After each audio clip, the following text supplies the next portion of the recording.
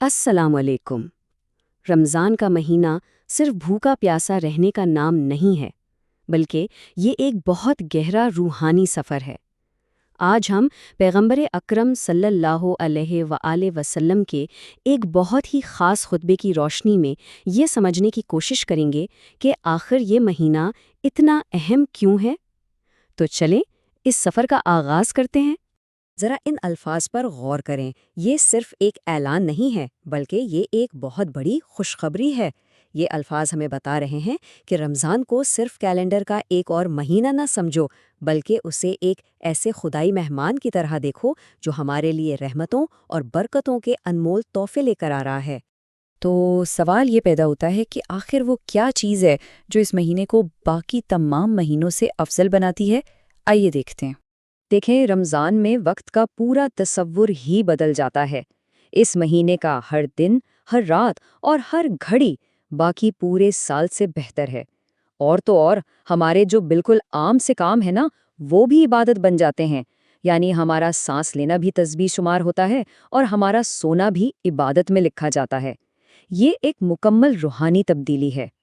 یہ خیال ہی کتنا خوبصورت ہے کہ اس مہینے میں ہر روزہ رکھنے والا شخص اللہ کا معزز مہمان ہوتا ہے۔ ذرا تصور تو کریں، کائنات کا میزبان خود اپنی رحمتیں ہم پر نچاور کرنے کے لیے تیار ہے۔ اچھا، یہ تو ہوئی مہینے کی فضیلت، لیکن اس کا جو سب سے بڑا عمل ہے، یعنی روزہ، وہ صرف بھوکا پیاسا رہنے کا نام نہیں ہے۔ تو پھر اس کی اصل حقیقت کیا ہے؟ دیکھیں، روزے کی نا دو سطحیں ہیں۔ ایک تو ہے عام روزہ، مطلب صرف کھانے پینے سے پرہیز کرنا۔ لیکن جو حقیقی روزہ ہے نا، وہ یہ ہے کہ انسان کے تمام اعضاء اور حواس بھی گناہوں سے بچیں۔ تب جا کر ایک روزہ دار کا دن عام دنوں جیسا نہیں رہتا، بلکہ تقویٰ میں ایک خاص مقام حاصل کر لیتا ہے۔ تو پھر یہ حقیقی روزہ رکھا کیسے جائے؟ صرف بھوک پیاس سے نہیں، بلکہ اپنی زبان کو جھوٹ سے، اپنی آنکھوں اور کانوں کو ہر حرام چیز سے بچا کر۔ اور اس کا تعلق صرف اپنی ذات سے نہیں، بلکہ دوسروں سے بھی ہے۔ یعنی یتیموں پر رحم کرنا، بزرگوں کا احترام کرنا اور اپنے رشتوں کو نبھانا۔ یہی وہ اعمال ہیں جو ہمارے جسمانی روزے کو ایک روحانی بلندی دیتے ہیں۔ اس بات کو سمجھنے کے لیے یہ واقعہ بڑا زبردست ہے۔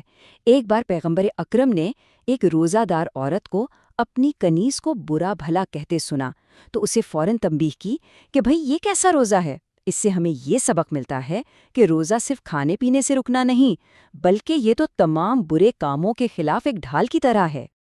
اور اسی نقطے کو امام علی علیہ السلام کا یہ قول مزید گہرائی بخشتا ہے کہ کتنے ہی روزہ دار ایسے ہیں جن کے حصے میں بھوک اور پیاس کے سوا کچھ نہیں آتا، اور کتنے ہی عبادت کرنے والے ہیں جنہیں صرف تھکاوٹ ہی ملتی ہے۔ یہ بات ہمیں یاد دلاتی ہے کہ نیت اور روحانی بیداری صرف رسم پوری کرنے سے کہیں زیادہ اہم ہے۔ اچھا، تو جب اتنی روحانی کوشش کی جائے گی تو اس کا اجر کیا ہے؟ چلیں اب ذرا رمضان کے خاص انعامات پر ایک نظر ڈالتے ہیں۔ یہاں ایک بہت اہم نقطہ ہے۔ ذرا سوچئے، کسی مومن کو افطار کرانے جیسا بظاہر ایک چھوٹا سا عمل، اس کا ثواب ایک غلام کو آزاد کرانے کے برابر ہے۔ یہ اس مہینے میں دوسروں کی خدمت کی اہمیت کو ظاہر کرتا ہے۔ اور یہاں اللہ کی رحمت کی وسعت دیکھیں۔ اگر کسی کے پاس زیادہ وسائل نہیں ہیں تو آدھی کھجور یا صرف پانی کا ایک گھونٹ پلا دینا بھی اسے پورا اجر دلوا سکتا ہے۔ یعنی یہاں اصل قدر نیت اور کوشش کی ہے، مالی حیثیت کی نہیں۔ اور بات صرف افطار تک ہی محدود نہیں ہے۔ رمضان میں ہر نیک عمل کا اجر کئی گنا بڑھ جاتا ہے۔ جیسے اچھے اخلاق سے پیش آنا آخرت کے راستے کو آسان بناتا ہے۔ قرآن کی صرف ایک آیت پڑھنے کا ثواب ایک مکمل قرآن پڑھنے کے برابر ہو جاتا ہے، اور جو نفلی نمازیں ہم ادا کرتے ہیں وہ جہنم سے آزادی کا پروانہ بن سکتی ہیں۔ یعنی ہر عمل غیر معمولی اہمیت اختیار کر لیتا ہے۔ یہ سارے اعمال، یہ سارے اجر، یہ سب ہمیں اس روحانی سفر کی اصل منزل کی طرف لے کر جاتے ہیں، اور وہ منزل ہے اللہ کی طرف سے معافی اور بخشش کا حصول۔ رمضان میں ایک بہت خاص روحانی ماحول بنا دیا جاتا ہے۔ جنت کے دروازے کھول دیے جاتے ہیں، جہنم کے دروازے بند کر دیے جاتے ہیں، اور شیاطین کو زنجیروں میں جکڑ دیا جاتا ہے۔ یہ سب اس لیے ہوتا ہے تاکہ انسان کے لیے توبہ اور بخشش کی طرف بڑھنا آسان ہو جائے۔ اس خطبے میں 2 بڑی طاقتور مثالیں استعمال کی گئی ہیں۔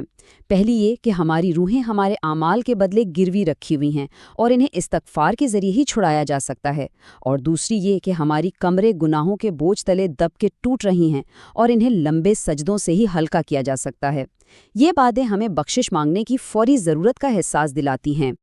اب ایک ایسا عدد سنیں جو انسان کو حیران کر دیتا ہے، 10 لاکھ۔ ہر روز افطار کے وقت اللہ تعالیٰ 10 لاکھ روحوں کو جہنم کی آگ سے آزاد فرماتا ہے۔ اس سے اندازہ لگایا جا سکتا ہے کہ اس مہینے میں خدائی رحمت کس قدر وسیع ہوتی ہے۔ تو یہ سب جاننے کے بعد، ان تمام فضائل، اعمال اور اجر کے بعد، سوال یہی پیدا ہوتا ہے کہ اس پورے سفر کا اصل حقیقی مقصد کیا ہے؟ اور جواب بالکل سیدھا اور صاف ہے۔ حتمی مقصد اللہ کی بخشش اور معافی حاصل کرنا ہے اور جہنم کی آگ سے نجات پانا ہے۔ رمضان کے تمام اعمال، تمام عبادتیں اسی ایک عظیم مقصد کے گرد گھومتی ہیں۔ اور آخر میں یہ ایک ایسی بات ہے جو ہمیں جھنجھوڑ کر رکھ دیتی ہے کہ جو شخص اس بابرکت مہینے میں بھی نہ بخشا گیا تو اسے اگلے رمضان تک انتظار کرنا ہوگا، سوائے اس کے کہ وہ میدان عرفہ میں حاضر ہو۔ یہ بات ہمیں یاد دلاتی ہے کہ اس مقدس وقت کی قدر کی جائے اور اس سے بھرپور فائدہ اٹھایا جائے۔